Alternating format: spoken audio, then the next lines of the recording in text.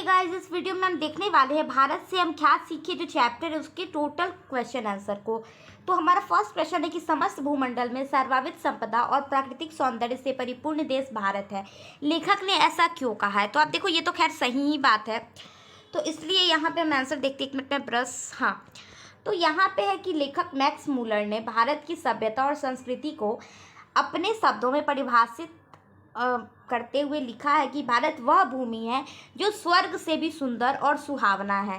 सही बात है, आप कश्मीर देख लो, उसको धरती का स्वर्ग कहा जाता है। यहाँ बड़ी से बड़ी समस्याओं को बातचीत से सुलझाने का उपाय ढूंढ निकाला जाता है। यह ज्ञान और साहित्य का केंद्र रहा है। आप देखो, जितने भी बौद्ध, महावीर या फिर जितने भी बुद्धिमान लोग रहे, चाहे वो आर्यभट्ट हो, चाणक्य हो, ठीक है, या फिर शक्तिशाली चंद्रगुप्त मौर्य हो, अशोका हो, सब भारत में ही जन्मे थे। इसलिए तो इसे ज्ञानियों का देश कहा जाता है। यहाँ इतने बड़े बड़े ज्ञानियों ने जन्म लिया कि इसे हम ज्ञानियों का देश कहते हैं। इसी सब विशेषता के कारण लेखक ने भारत के समस्त भूमंडल में सर्वावित संपदा और प्राकृतिक सौंदर्य से परिपूर्ण देश बताया। आप देखो, ये बहुत बड़ी बात है क्योंकि मैक्स मूलर इंडियन नहीं थे और इसके बावजूद उन्होंने क्या किया था, इंडिया की इतनी ज़्यादा तारीफ की थी। तो ये बहुत बड़ी बात है इंडिया के लिए। उसके बाद कि लेखक की दृष्टि से सच्चे भारत के दर्शन कहाँ हो सकते हैं और क्यों?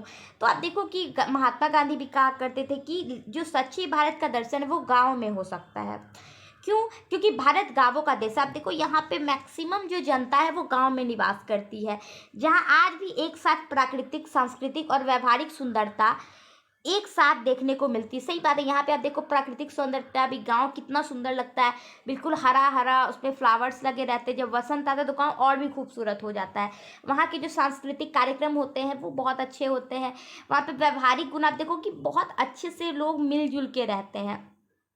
यहाँ बड़े देशों या शहरों के एक परिवार के लोग भी साथ मिलजुल कर नहीं रहते हैं, वहीं गांव में पूरा गांव ही एक परिवार की तरह रहता है। सही बात है, आप देखो शहर में जाओ या फिर कोई और देश में हम जाते हैं तो आप देखो कि यहाँ मतलब एक बिल्डिंग में हमारा पड़ोसी कौन रह रहा है इसको हम जानते ही नहीं है ना।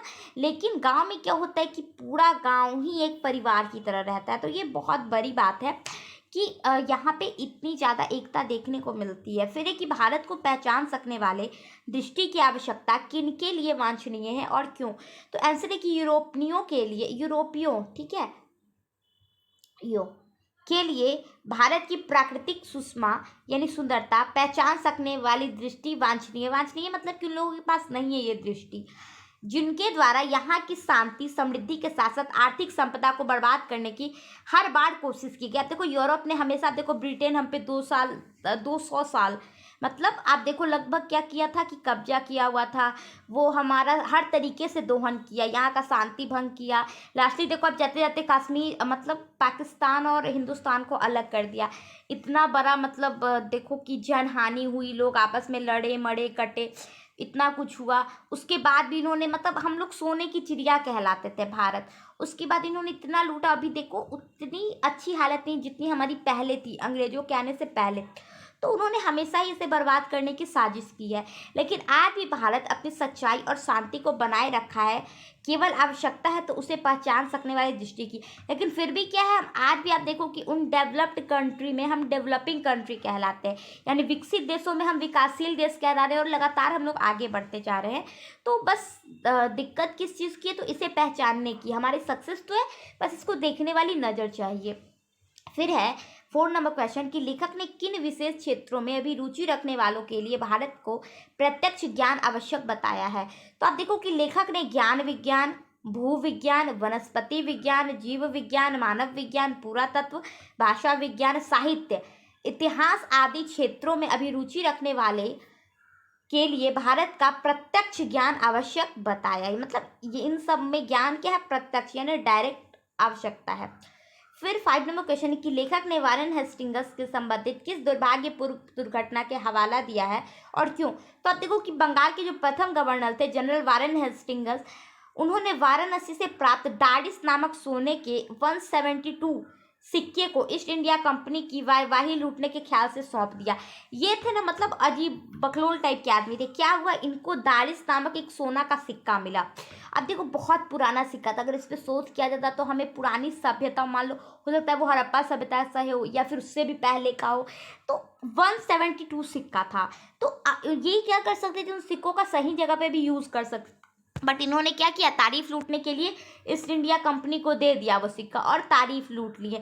और कंपनी भी क्या की थी कि 2 कदम आगे थी, वो क्या की कि जो भी इतिहास महत्व था उसको नहीं सोची और पूरा सोना को गला के और सोना बना दी। अब देखो उससे हम लोग बहुत कुछ जान सकते थे, बट उन्होंने क्या किया, नॉर्मली उसको गलाकर सोना बना दिया। और यही दुर्भाग्यपूर्ण घटना को लेखक ने क्या किया है कि इसमें बयां किया है कि किस तरीके से वारेन हेस्टिंग्स ने एक बेवकूफ़ी की और इतिहास को जो हम और अच्छे से समझते उसको ख़त्म कर दिया। 6 नंबर क्वेश्चन है कि लेखक ने नीति कथाओं के क्षेत्र में किस तरह भारतीय अवदान के रेखांकित किया है। तो देखो कि विश्व प्रचलित भारतीय नीति कथाएं येन केन प्रकारेण, ये नाम है, ठीक है, ये नाम है, इसको मैं चेंज नहीं कर सकती थी, नहीं तो आप देखो कि मैं लगभग क्वेश्चन को बहुत ही इजी वर्ड में कन्वर्ट करी हूँ।